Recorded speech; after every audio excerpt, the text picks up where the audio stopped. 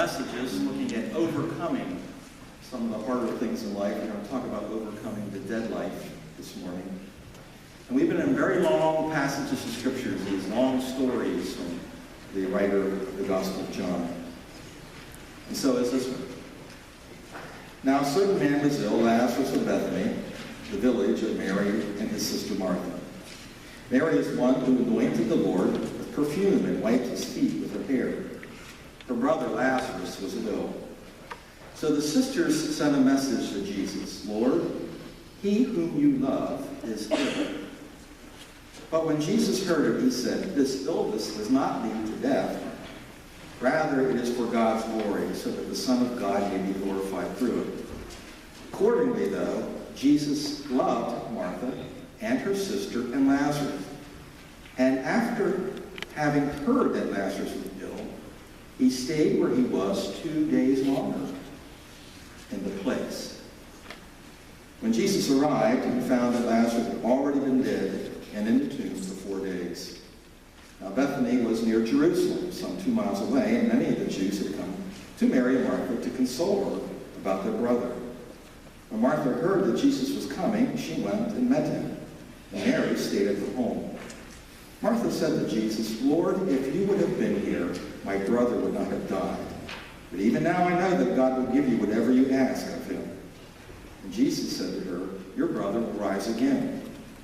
Martha said to him, I know that he will rise again in the resurrection on the last day. Jesus said to her, I am the resurrection and the life. Those who believe in me, even though they die, will live. And everyone who lives and believes in me will never die. Do you believe this? She said to him, yes, Lord, I believe that you are the Messiah, the Son of God, the one coming into the world. When she had said this, she went back and called her sister Mary and told her privately, the teacher is here and is calling you. And when she heard it, she got up quickly and went to him. Now Jesus had not yet come to the village, but was still at the place where Martha had met him. The Jews who were with her in the house, consoling her, saw Mary get up and quickly go out.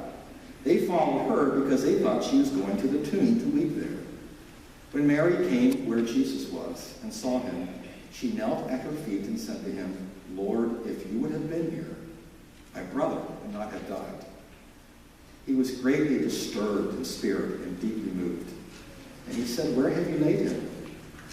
And they said to him, come and see. And Jesus began to weep.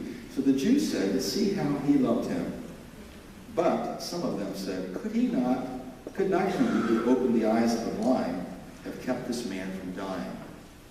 Then again Jesus, greatly disturbed, came to the tomb. It was a cave, and a stone was lying against it. Jesus said, take away the stone. Martha, the sister of the dead man, said to him, Lord, already there is a stench because he has been dead for 4 days. And Jesus said to her, did I not tell you that if you believed, you would see the glory of God? And they took away the stone.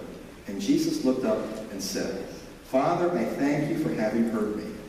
I knew that you will always hear me, and I have said this for the sake of the crowd standing here, so that they may believe that you sent me. And when he had said this, he cried with a loud voice, Lazarus, come out.